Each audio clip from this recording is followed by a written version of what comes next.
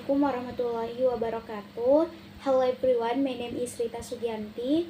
So now I will answer the question from the assignment 10. So answering the question number 1.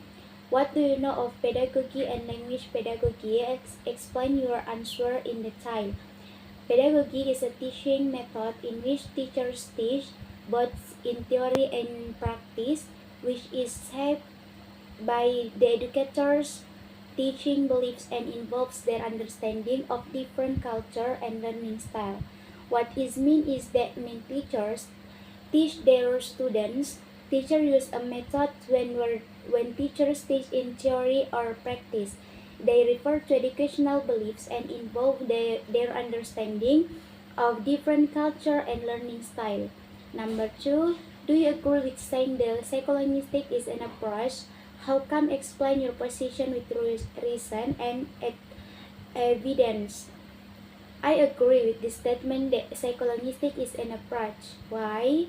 Because the approach is an approach that underlines language, teaching and learning theoretically. For example, the communicative approach is an approach that views language as a means used to communicate meaning in the context of real life.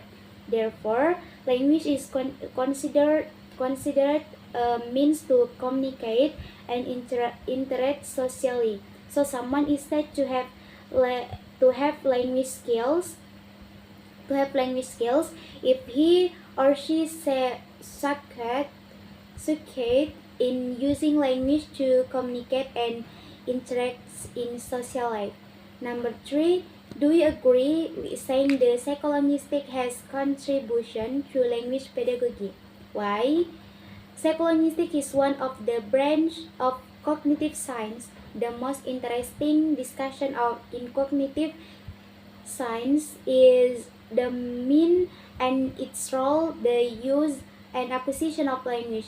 With an understanding psycholinguistic, at least we know what process occur in the mind relate to language acquisition, what problems are experienced by a person's mind in the process of language acquisition. Of course, this make a great contribution to educators, curriculum designer and teaching materials to streamline the language teaching process, especially foreign language. In this context, the psycholinguistic has become the cause of improvements or progress in the field of language pedagogy, learning and teaching.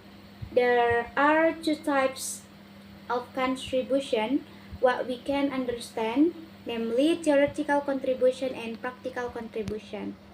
So number 4, what do you know of contribution? The contribution that I understand is two types of major contribution in pedagogy, namely theoretical contribution and practical contribution.